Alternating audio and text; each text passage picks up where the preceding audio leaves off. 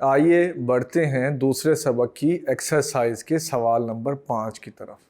سوال نمبر 5 میں پوچھا گیا ہے کہ اعراب لگا کر تلفظ واضح کریں، یعنی یہ ہدایت دی گئی ہے، لفظ دیے گئے ہیں اور ان کا ہم نے اعراب لگانے ہیں تاکہ ان کو پروناؤنس کیا جا سکے۔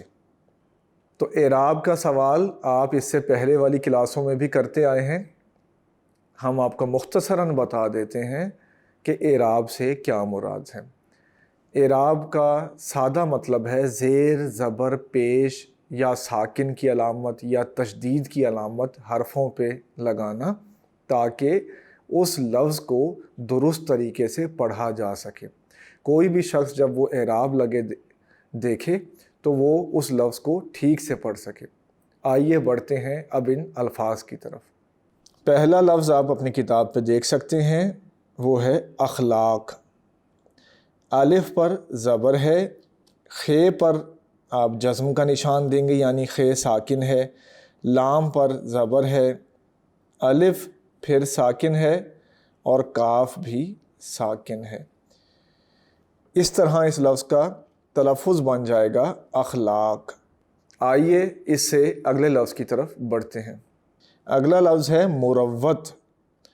میم پر پیش ہے، رے پر زبر ہے، واو پر شد ہے اور اس شد کے اوپر آپ زبر دیں گے، اس کے بعد تے ساکن ہے۔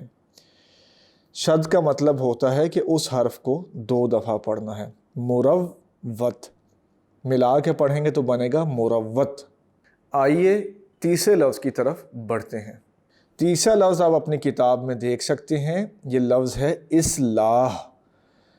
الف کے نیچے زیر ہے، سواد ساکن ہے، لام پر زبر ہے، الف ساکن اور ہے ساکن۔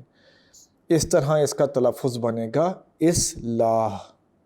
آئیے چوتھے لفظ کے اعراب لگاتے ہیں۔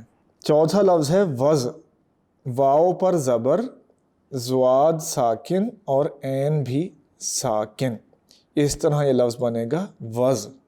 آئیے اب اس سلسلے کے آخری لفظ کی طرف بڑھتے ہیں۔ آخری لفظ آپ اپنی کتاب پہ دیکھ سکتے ہیں، امائد۔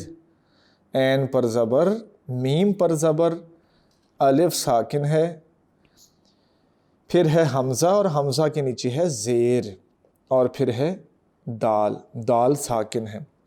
تو اس طرح یہ لفظ بنے گا امائد۔ یہ جو حمزہ آپ خود لگاتے ہیں اس کا لکھنے کا طریقہ مختلف ہوتا ہے اور جو کمپیوٹر میں حمزہ لکھی جاتی ہے اس کا طریقہ مختلف ہوتا ہے۔